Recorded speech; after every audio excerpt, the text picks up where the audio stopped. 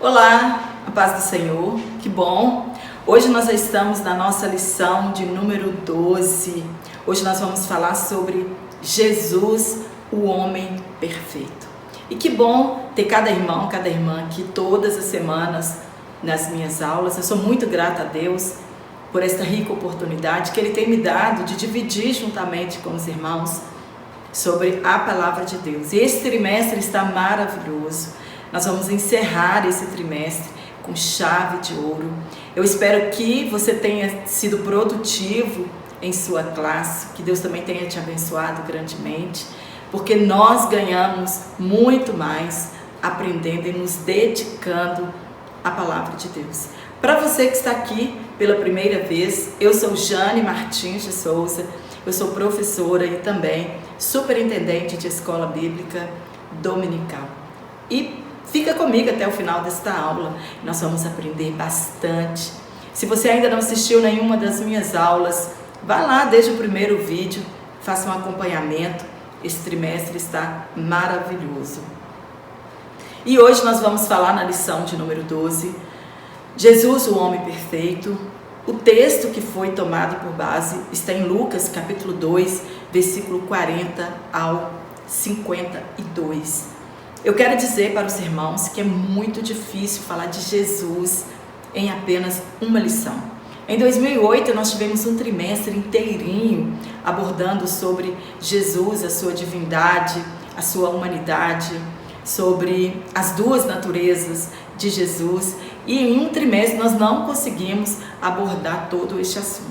Então hoje nós vamos falar resumidamente a respeito das duas naturezas de Jesus. Nós vamos falar um pouco sobre a humanidade de Jesus e também vamos falar um pouco sobre a divindade de Jesus. A parte da teologia sistemática que estuda a respeito da divindade de Jesus, da humanidade de Jesus, ela é chamada de cristologia, onde nós aprendemos de fato a respeito da vida terrena de Jesus. E foi em um concílio na Calcedônia, datado em 451 DC, que foi esclarecido ou definido a respeito das duas naturezas de Cristo, que elas estão unidas, pessoalmente elas estão unidas, mas elas não são confusas, não são mudadas ou de qualquer forma alterada. A natureza divina de Jesus, ela é intacta, ele não mudou essa natureza divina dele. E também a sua natureza humana, aqui, elas não se misturavam. Era a natureza divina e a natureza humana de Jesus Cristo. As duas naturezas de Cristo, elas se combinam em uma só. E isto é chamado de união hipostática. É como água e óleo, elas não se misturam. Se você até quiser levar essa dinâmica para a sua sala, meio copo de água e meio copo com óleo, e fazer esta mistura, então os nossos irmãos vão ver que elas não se misturam. E isso é chamado de união hipostática. Elas são inseparáveis e indivisíveis. Não tem como separar a natureza divina de Jesus e separar a sua natureza humana. Cada escritor dos evangelhos, eles apresentam Jesus de acordo com o destinatário de suas cartas. Lucas, ele apresenta Jesus como o homem perfeito. Ele fala sobre a humanidade de Jesus, sobre a santidade de Jesus. Ele fala sobre o Filho do Homem. Em 1 João, capítulo 4, versículo 3, está escrito, abre aspas, se alguém confessa, ou todo espírito que confessa que Jesus Cristo não veio em carne, este espírito não é de Deus. Jesus, ele é 100% divino e Jesus também ele é 100% humano. Existem pessoas que infelizmente elas ficam na dúvida a respeito da divindade e da humanidade de Jesus. E elas então questionam. Jesus era homem como Adão, antes da queda, perfeito, porém com a possibilidade de pecar? Ou Jesus era igual a Adão, depois da queda, já com a herança pecaminosa e sujeito ao pecado? Nós falaremos nesta aula sobre Jesus, o homem perfeito, o único homem perfeito que pisou nesta terra. Então Jesus não é nem como Adão era antes da queda e nem como Adão depois da queda. Nós vamos falar sobre a perfeição de Jesus. No primeiro tópico, Jesus, verdadeiro Deus. Jesus, ele é Deus como o Pai. Jesus, ele é Deus como Filho. E o Espírito Santo é Deus. Nas três pessoas da Trindade, cada um deles é Deus na sua pessoa. No ponto 1, sua eternidade com o Pai. A Bíblia, nós cremos pela fé, que ela é nossa regra de fé e ela também é a inerrante, a infalível palavra de Deus. Está em 2 Timóteo capítulo 3, versículo 16. Muitas pessoas perguntam, será que Jesus ele foi criado? Existia somente Deus e Deus então decide, na sua onisciência, criar alguém para que fique com ele. Jesus, ele não é criado. Jesus, ele não foi criado. Jesus, ele é Deus na Trindade Santa. Ele é a segunda pessoa e João deixa isso bem claro em seu evangelho a respeito da deidade de Jesus. Abre aspas, João escreve, no princípio ele era o verbo e o verbo estava com Deus. João capítulo 1, versículo 1. Tudo foi feito por ele, para ele. Jesus, ele é antes de todas as coisas e nele tudo subsiste. Está em Colossenses capítulo 1, do versículo 15 ao 20. Jesus, ele estava com Deus no princípio e ele era Deus. Ele é Deus e disso nós não podemos ter nenhuma dúvida. Jesus, ele é autoexistente como o Pai. Declarou ser com o Pai. Está em João capítulo 10, versículo 30. Jesus está dizendo aqui que ele é mesmo Deus e não a mesma pessoa. Eles se diferem em três pessoas. Quando Jesus está dizendo, eu e o Pai somos um, fala da sua união. E aqui em João 10:30, ele diz que ele fala que ele é Deus, não a mesma pessoa do Pai. Os evangelhos, eles estão repletos de suas manifestações divinas e sobrenaturais. Quando nós caminhamos pelas páginas da Bíblia Sagrada, no Novo Testamento, nós vamos ver os milagres sobrenaturais que Jesus operou aqui. Jesus, ele perdoou pecados. Somente Deus pode perdoar pecados. E Jesus aqui na terra, ele perdoou pecados, revelando então a sua divindade. Ele curou todos os tipos de enfermidades. Nós encontramos isso em Lucas 24:19 e Atos capítulo 2, versículo 22. Nós já até falamos desse versículo em outra aula. Deus ia confirmando o ministério terreno de Jesus com sinais, prodígios e maravilhas.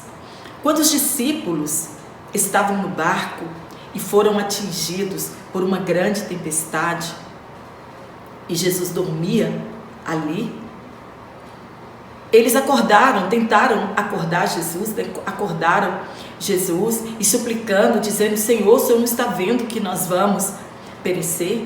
E eu aprendi algo maravilhoso no seminário que nós tivemos aqui na nossa cidade, em Curvelo, com o pastor Gil Dias.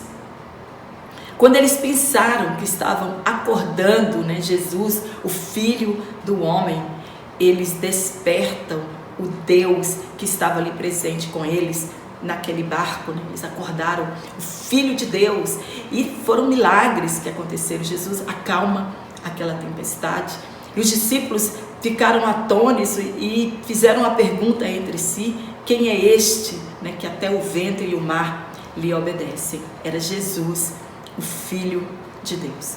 No ponto 2, os atributos de Jesus. Jesus, ele é eterno. Em Isaías capítulo 9, versículo 6, um dos nomes de Jesus, o príncipe vindouro, é o Pai da eternidade. Jesus, ele existiu antes da eternidade criada. Ele é onipotente, ele é onipresente, ele é onisciente. Ele é o único Deus todo-poderoso. Está reunido em todos os lugares, quando 2 ou 3 pessoas estão reunidas em seu nome. Ele conhece o nosso interior, isso fala da sua onisciência. Ele sonda os nossos corações.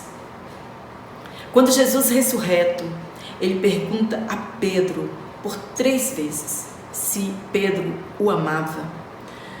Na 3ª vez, Pedro então entende o significado da pergunta de Jesus e ele então responde para ele: o Senhor sabe todas as coisas antes mesmo que elas aconteçam. João capítulo 21, versículo 15 ao 17, Mateus capítulo 18, versículo 20 e Apocalipse capítulo 1, versículo 8. Jesus, ele é a fonte da vida. Ele tem todo o poder no céu e na terra. Ele mesmo disse isso: é-me dado todo o poder no céu e na terra. Ponto 3. Esvaziou-se de sua glória, mas não da sua divindade. O que é esvaziar? Esvaziar é tirar o conteúdo de alguma coisa que estava cheia. É ficar vazio. A presença de Deus aqui na terra, ela foi manifestada por intermédio do tabernáculo. Era a manifestação da presença de Deus. Jesus, quando veio aqui na terra, havia também um grande propósito: redimir a raça humana. E somente se tornando humano, poderia então vivenciar nossas fraquezas e morrer como homem em nosso lugar. Pois se ele morresse como Deus, não haveria resgate para a humanidade. Jesus encarnou e não reencarnou, como acreditam os espíritas. A promessa era que nasceria de uma virgem. E para habitar aqui na terra, ele precisava de um corpo apropriado para este mundo terreno. Jesus também precisava de um invólucro como o nosso para viver aqui nesse plano terreno. João disse que Jesus tabernaculou entre nós. Era a presença de Deus manifestada em Jesus Cristo. Jesus, por vezes, ele diz: quem vê a mim, vê o Pai. Paulo escreve à igreja em Filipos que Cristo é o nosso maior exemplo de humildade e de incentivo. Humildade não é pensar que nós somos inferiores aos outros. Então, Paulo, ele aponta para Jesus Cristo antes da sua encarnação. Ele revela para a igreja quem era Jesus antes da encarnação, antes dele vir aqui na terra. Jesus, ele não tentou se agarrar aos seus privilégios de ser Deus. Deixou de boa vontade sua glória de lado. Ele não deixou de ser Deus. Jesus, ele apenas esvaziou-se da sua glória, mas abriu mão de sua glória, deixando-a de lado. E também deixou de lado o uso dos seus atributos divinos. Na terra, ele era sujeito a Deus Pai. Ele fazia somente o que agradava a Deus. Está em João 8, 29. Ele humilhou-se ao fazer-se carne. Imagina um Deus agora preso ao crivo do tempo, dentro de um ventre materno, esperando 9 meses de gestação e ter de reter o seu poder.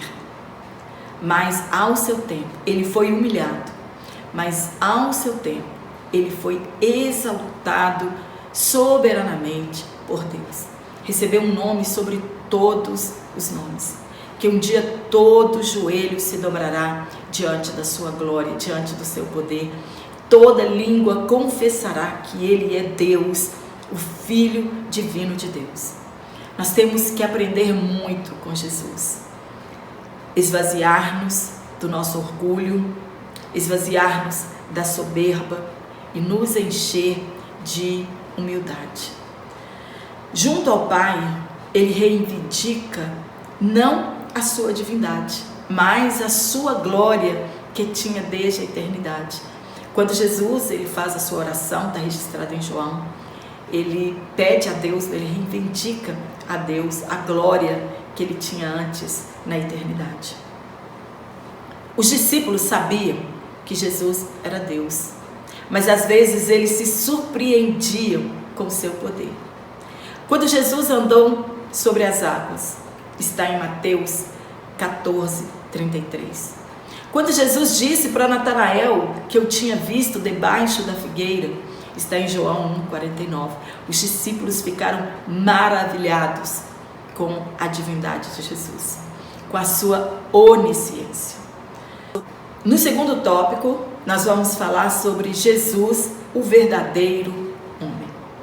Desde Gênesis, capítulo 3, versículo 15, é mencionado Jesus como a semente da mulher, que é chamado, nós já conhecemos, de proto-evangelho. Ali já é declarada a humanidade de Jesus, que nasceria de uma virgem e seria gerado pelo Espírito Santo de Deus.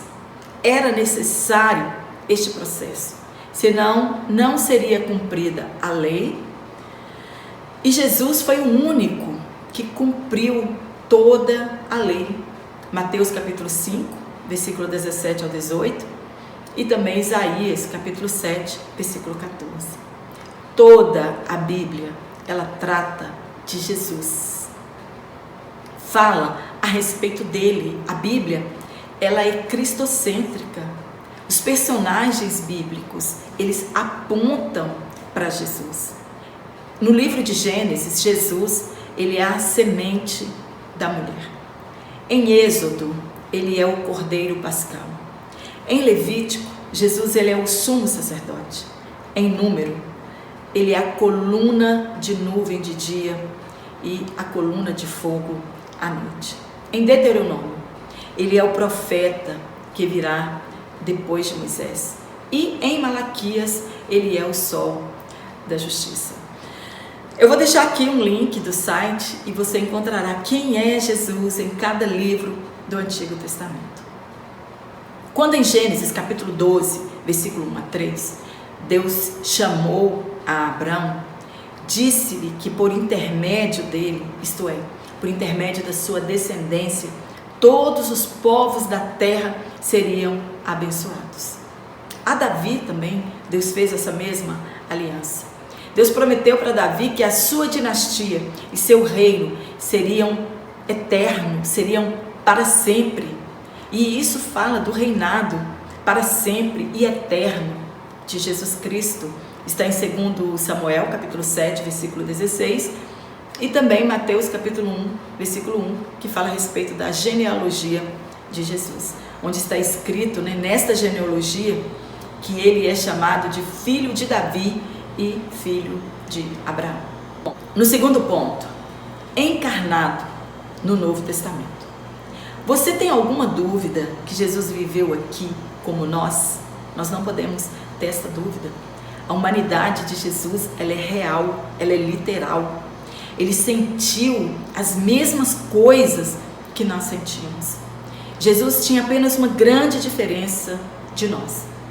Ele não nasceu com a herança pecaminosa de Adão, pois ele foi gerado pelo Espírito Santo de Deus. Jesus, ele era perfeito e santo. Ele foi tentado em todas as suas áreas de sua vida. Mas Jesus, ele não pensava em pecar. Jesus não tinha que ficar orando para repreender os maus pensamentos, como nós temos que fazer. Nada neste plano terreno poderia convencê-lo a pecar. Jesus não tinha no coração e não tinha na mente o desejo de pecar. Ele veio para um propósito, por um propósito. E ele obedeceria a Deus até o fim. Até a morte de cruz, ele foi obediente a Deus. Jesus foi concebido sobrenaturalmente. Foi o que o anjo disse a Maria. O Espírito Santo virá sobre você e o poder do Altíssimo te cobrirá com a sua sombra. Ele será chamado Filho do Altíssimo. Deus Emanuel, que quer dizer Deus conosco. Está em Lucas capítulo 1, versículo 26 ao 38. E ele nasceu naturalmente, como todos nós nascemos. A diferença do nascimento de Jesus e o nosso nascimento é que houve uma grande festa.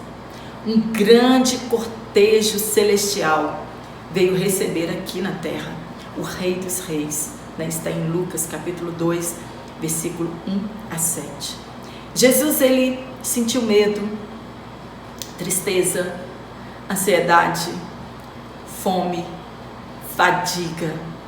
No jardim da agonia, no Getsemane, ele pediu a Deus que, se fosse possível, o livrasse daquele cálice. Aqui fala do medo que Jesus sentiu.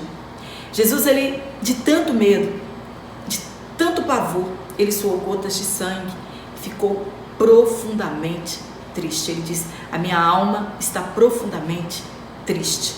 Está em Mateus capítulo 26, versículo 37. Ele chorou, emoções como nós, quando Lázaro morreu. Está em Lucas capítulo 11, versículo 35. Ele chorou por Jerusalém ao ver seu destino e destruição. Ele viu o que aconteceria com o templo e com aquela nação. Está em Lucas capítulo 19, versículo 41 ao 44.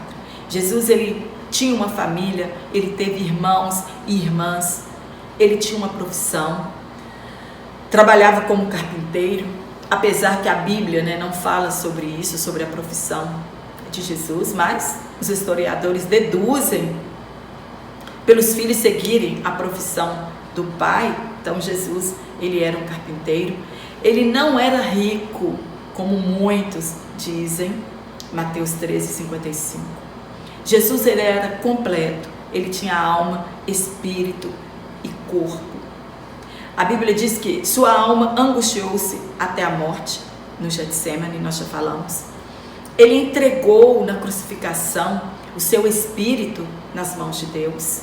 E depois que Jesus estava morto, José de Arimateia pediu o corpo de Jesus depois da crucificação. Está em Marcos capítulo 14, versículo 34 e Mateus 27, versículo 50 e o versículo 58. Ponto 4. Jesus nasceu na plenitude dos tempos. A história do mundo, ela se resume em antes de Cristo e depois de Cristo. A vinda de Jesus aqui foi um marco da história da humanidade. Jesus é o ponto focal da história do mundo. A encarnação de Cristo dentro do contexto racial e religioso do judaísmo foi feita para que o plano de Deus pudesse ser realizado. Cristo veio no tempo certo, na hora certa, no momento exato, planejado por Deus. O tempo foi preparado por Deus. A religião judaica, ela foi um tipo de terra arada. Eles tinham a esperança e desejavam ardentemente a chegada do Messias. Por causa da perseguição, eles construíram diversas sinagogas. Quando Jesus veio, eles já estavam familiarizados com a ideia de um Messias, de um Salvador. O Antigo Testamento já tinha sido traduzido para o grego por Alexandre o Grego, né? E essa tradução é chamada de Septuaginta. A língua grega era falada em todos os lugares, as estradas estavam abertas, o comércio em expansão. Roma favorecia as religiões e o judaísmo, a filosofia, a cultura grega, tudo contribuiu para a vinda escatológica do Messias, para redimir o povo do pecado. Pouco tempo e espaço para nós falarmos da humanidade de Jesus. No ponto 5, em Israel, Jesus é apresentado ao mundo. Jesus não poderia aparecer do nada, ninguém acreditaria nele e nem em suas palavras. Se não tivesse experimentado a humanidade, jamais Jesus saberia as nossas fraquezas, as nossas limitações, as nossas angústias. E Jesus experimentou tudo isso aqui para ser o nosso sumo sacerdote. Jesus entrou em cena no mundo com seu nascimento conturbado. Para muitos, naquela época, filho bastardo de José. Para outros, fruto do adultério de Maria. Mas Jesus veio no tempo certo. Os acontecimentos concorreram para a humanidade de Jesus. Ele é o Filho de Deus, introduzido no mundo pela porta correta. Jesus, ele diz que aquele que não entra pela porta é ladrão e salteador. Então, a porta para se chegar neste mundo é o nascimento normal, sendo gerado no ventre de uma mulher. Jesus, ele teve uma infância como uma criança qualquer. Às vezes tem filmes, né, que falam que Jesus, quando era criança, ele já praticava milagres, né, pequenos milagres entre as outras crianças. Mas a Bíblia, ela não fala a respeito disso. O que nós entendemos é que Jesus teve uma infância como uma criança tem. Jesus tinha uma família problemática, como nós temos, né? Toda família tem problema. Jesus, ele nasceu da tribo de Judá, nascido sob a lei de Moisés e de Roma. Ele tinha de obedecer às autoridades e também tinha de obedecer a seus pais. Ele era filho de uma família pobre. Maria e José, ao se apresentarem na porta do templo, né, quando terminou o tempo da purificação de Maria, foi levado o sacrifício exigido, e o sacrifício exigido para os pobres era de pombos e rolinhas. Isto era que era permitido aos pobres oferecerem a Deus no templo. Está em Lucas capítulo 2, versículo 24. Ele teve uma educação segundo a lei de Deus, né? Jesus, ele não estudou nas escolas rabínicas, ele era um rabino por natureza. Aos 12 anos, ele subiu a Jerusalém, talvez já sendo ou o cumprimento da cerimônia do seu bar mitzvah, que é quando o menino atinge a sua idade religiosa, passando a ter a obrigação de cumprir os preceitos religiosos. O Talmud diz que com 13 anos, é nesta idade que o jovem coloca os tefilins, né, são os filactérios de couro escrito com as leis de Deus, né, na testa e também nas ombreiras da casa e também nos braços, né, eles colocam esses filactérios de couro. E nesta idade ele é chamado para ler na Torá. E nesta ocasião, José e Maria subiram a Jerusalém para a festa da Páscoa. Jesus entra no templo, ouve e faz perguntas, né, aos mestres. Seus pais o perderam naquela festa, acreditando que ele estava vindo junto com a caravana, né, no meio das outras crianças e adolescentes. E quando eles viram que Jesus não estava, regressam para Jerusalém. E apenas depois de 3 dias que eles acham Jesus dentro do templo, né, com os mestres. E ao questioná-lo, Jesus responde não como Jesus homem, filho do homem, mas ele responde aos seus pais como filho de Deus. dizendo estar tratando assuntos do seu Pai. Está em Lucas capítulo 2, versículo 41 ao 49. Jesus volta para sua casa em obediência a seus pais e deste momento, de 12 aos 30 anos, nada é falado a respeito da vida de Jesus. É um ponto escuro da história na vida de Jesus. Ele deve ter levado a sua vida normal, se preparando para o seu ministério, que se iniciou aos 30 anos de idade. Era a idade certa para o sacerdócio levítico. Está em Lucas capítulo 3, versículo 23 e também Números capítulo 4, versículo 47. Terceiro tópico é Jesus, o homem perfeito. Jesus nasceu sem pecado, viveu sem pecar e morreu sem pecado. Ele é o Santo de Deus. Primeiro ponto, a humanidade de Jesus. Infelizmente, hoje, muitos pregadores adeptos da teologia da prosperidade dizem que Jesus era um grande empresário, que usou a sua divindade a seu favor.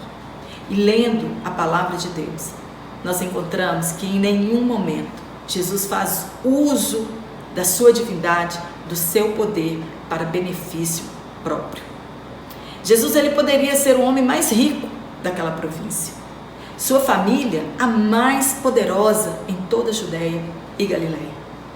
Ele poderia trasladar-se, ao invés de caminhar por horas para chegar em uma aldeia ou mesmo em uma cidade.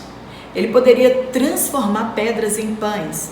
Está em Mateus capítulo 4, versículo 4. Assim como transformou água em vinho em João capítulo 2, versículo 1 a 11, nas bodas de Caná.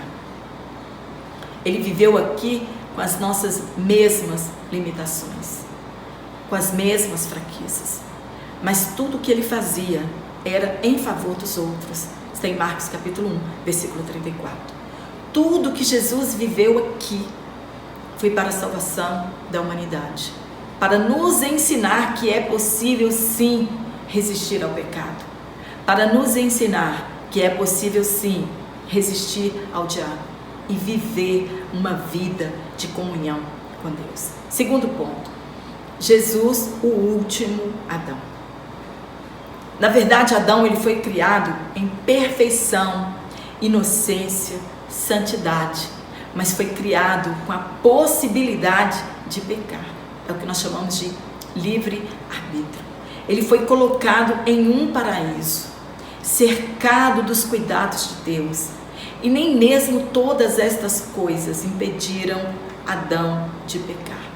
E ele foi responsabilizado por seus atos pecaminosos. E com essa atitude de desobediência, o pecado entrou no mundo e a morte passou a todos os homens. Está em Romanos capítulo 6, versículo 23. Jesus, o segundo Adão, perfeito, santo, ao contrário do primeiro Adão. Jesus foi tentado no deserto e triunfou sobre o deserto, triunfou sobre o Calvário. E é em Cristo, diferente do que nós somos em Adão, nós somos vivificados.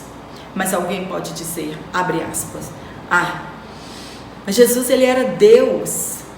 Jesus ele não foi menos humano do que Adão. Mas ele venceu tudo por nós. Está em 1 Coríntios capítulo 15, versículo 45. E no versículo 49, Paulo escreve que nós temos a imagem do homem terreno, mas em Cristo nós temos a imagem do homem celestial.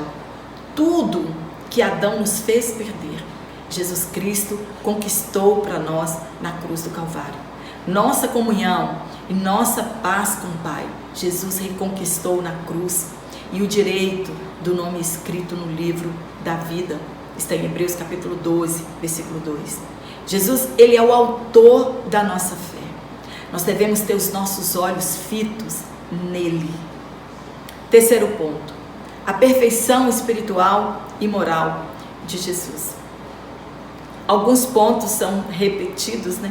Está falando no tópico 1, volta a falar no tópico 2, volta a falar no tópico 3. Duas naturezas que não se misturavam. a humanidade de Jesus nunca interferiu em sua santidade. Não há nenhum que seja um deslize de Jesus, uma palavra torpe, um olhar malicioso. Não tratava as pessoas com ironia ou desprezo, como alguns ensinam que eram os sermões de Jesus. Ele era manso, ele era o Cordeiro de Deus, inocente, imaculado, sem pecado. Foi feito mais sublime do que os céus. Está em Hebreus capítulo 7, versículo 26, 1 Pedro capítulo 2, versículo 21 ao 24. Ele é o nosso modelo a ser seguido. Está em Efésios capítulo 4, versículo 13. Nós precisamos seguir os passos de Jesus. Ele era perfeito, ele é o perfeito Filho de Deus. Hoje ele está à direita de Deus Pai, como mediador, como advogado. É ele que é o batizador com o Espírito Santo. Jesus Cristo, ele é o nosso Salvador. Amém? Espero ter te ajudado com este comentário. Que você tenha uma excelente aula. Que Deus, na pessoa de Jesus Cristo, continue abençoando você, seu ministério, toda a sua família. Quero mandar aqui um abraço para todos os nossos irmãos, todas as nossas irmãs que têm comentado em minhas aulas. Que Deus continue te abençoando. Só a eternidade para retribuir o carinho dos irmãos. Obrigada pelas orações. E eu te aguardo aqui na nossa próxima aula, se Deus assim nos permitir então.